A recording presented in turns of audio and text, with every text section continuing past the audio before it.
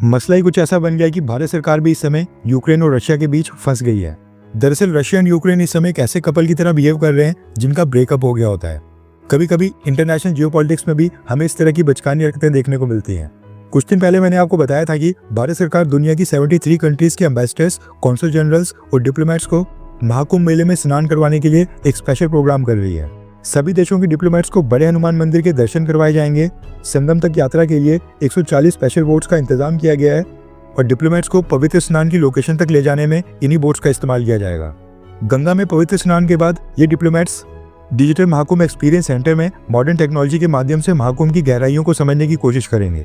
Exhibition और cultural tours के जरिए UP state pavilion, akharas, Yamuna complex, Ashok स्तंभ जैसे स्थानों का दर्शन करेंगे। बमरोली एयरपोर्ट के ऊपर इन सब के लिए वीआईपी लाउंजेस भी सेट किए गए हैं। फूड और अकोमोडेशन का भी अरेंजमेंट किया गया है। इसके साथ इन सब कंट्रीज के डिप्लोमेट्स को टूर गाइड्स भी अलॉट किए जाएंगे ताकि वो टूर के समय इन सभी डिप्लोमेट्स को सभी चीजें एक्सप्लेन करें और बताएं कि किस चीज का क्या महत्व है। अब क्योंकि सभी डिप्लोमेट्स को 1 फरवरी यानी कि सेम डे के ऊपर ये इवेंट्स अटेंड करवाए जा रहे हैं, इसलिए सभी डिप्लोमेट्स, एम्बेसडर्स और रिप्रेजेंटेटिव्स एक दूसरे के काफी क्लोज होंगे, एक ही लाउंज शेयर करेंगे और कई बार इनको आगे पीछे एक साथ रहना पड़ेगा। सभी डिप्लोमेट्स और रिप्रेजेंटेटिव्स आपस में इंटरेक्ट भी करेंगे, सबकी आपस में बातचीत होगी एंड ऑब्वियसली एक ही ग्रुप में जा रहे हैं तो फिर आई कांटेक्ट तो जरूर होगा। एंड इसी चीज की प्रॉब्लम हो रही है यूक्रेन की गवर्नमेंट को। रेफरेंस के लिए आपकी स्क्रीन के ऊपर आर्टिकल का स्क्रीनशॉट है। दरअसल ये जो 73 कंट्रीज हैं जिनके रिप्रेजेंटेटिव्स महाकुंभ मेले में पवित्र स्नान और दर्शन के लिए 1 फरवरी को आ रहे हैं, इसमें अभी तक यूक्रेन और रशिया इन दोनों देशों का नाम शामिल था। दोनों कंट्रीज ने कहा था कि वो अपने एम्बेसडर्स को भेजेंगे, लेकिन अब लास्ट मोमेंट के ऊपर यूक्रेन की भारत में एम्बेसी ने एक स्टेटमेंट जारी करके अपनी पार्टिसिपेशन वापस ले ली है। यूक्रेन की एम्बेसी ने अपनी स्टेटमेंट में कहा है कि महाकुंभ मेले के शुभ अवसर के ऊपर भारत के लोगों को हार्दिक बधाई।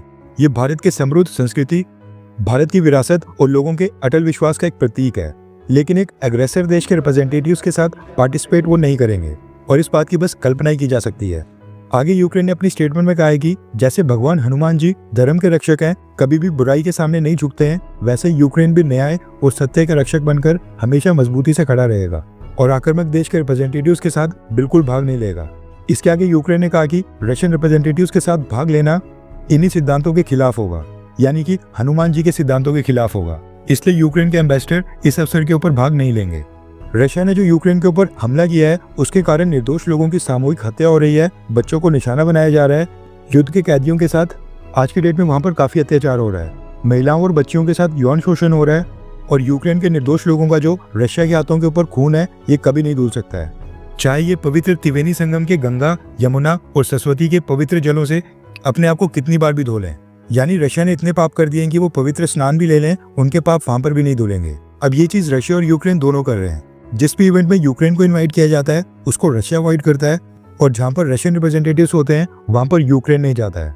यूक्रेन के एम्बेसडर का महाकुंभ मेले में हिस्सा ना लेना ये चलो यूक्रेन का पर्सनल डिसीजन है, लेकिन अपनी स्टेटमेंट को हनुमान जी और फिर गंगा में पवित्र स्नान और हिंदू संस्कृति के साथ लिंक करना ये थोड़ा सा गलत लग रहा है। आपकी इसके ऊपर क्या राय है? नीचे कमेंट करके अपनी राय जरूर बताएं।